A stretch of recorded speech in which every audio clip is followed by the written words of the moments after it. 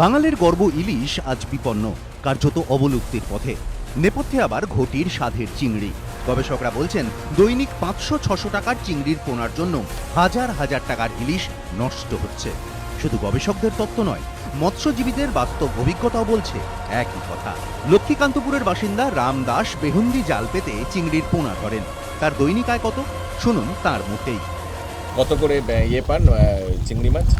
চিংড়ির দিন ধরো ওই 500 টাকার হয় ডেলি। কাকদ্বীপের বাসিন্দা তপন দাস মাঝিদের একটি দলের সঙ্গে বঙ্গোপসাগরে গিয়েছিলেন ইলিশ মাছ ধরতে। তিনিও বলছেন বেহুন্দি জালে প্রচুর ইলিশ মাছ নষ্ট হচ্ছে। বেহুন্দি জাল যা ক্ষতি করছে সেটা ভাষায় প্রকাশ করা যাবে না। আমাদের 1000 যদি ফিশিং বোট থাকে, তারা যেই মাছ নষ্ট করতেছে একটা টলিতে তার ডবল করতেছে। ওদের এক ক্রেটে যা হবে আমাদের এক কলেস্টারে তা হবে না। কিন্তু কেন এমন হবে? ইলিশ ধরার ক্ষেত্রে তো নির্দিষ্ট নিয়ম রয়েছে।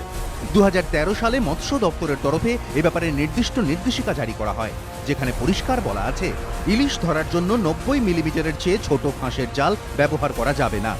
23 সেন্টিমিটারের থেকে ছোট ইলিশ ধরা ও বিক্রি নিষিদ্ধ।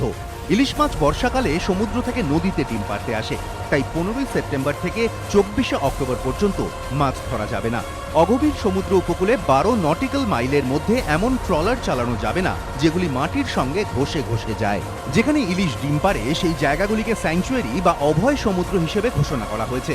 মৎস্য দপ্তরের তরফে এই জায়গাগুলিতে মাছ ধরা নিষিদ্ধ করা হয়েছে, কিন্তু নিয়ম থাকলেও তা মানা হচ্ছে কই? তার মাসুল গুনছে ইলিশ। অনেকে এ প্রসঙ্গে টেনে আনছেন বাংলাদেশের কথা।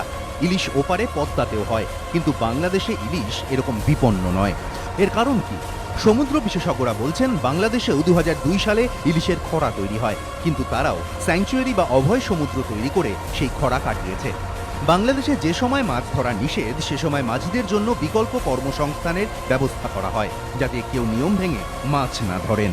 তাহলে পশ্চিমবঙ্গে ইলিশ বাঁচাতে উপায় কি?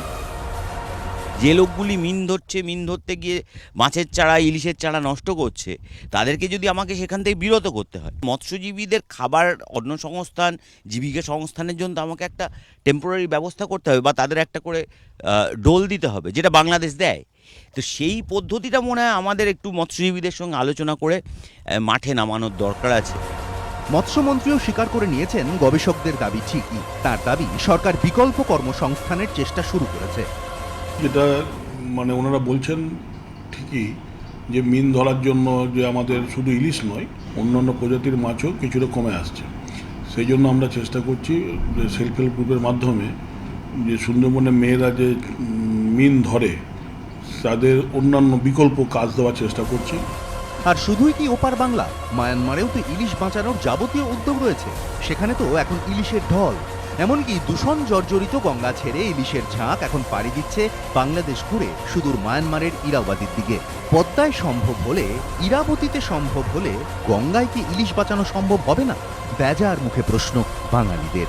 কৃষ্ণেন্দু অধিকারী, এবিপি আনন্দ।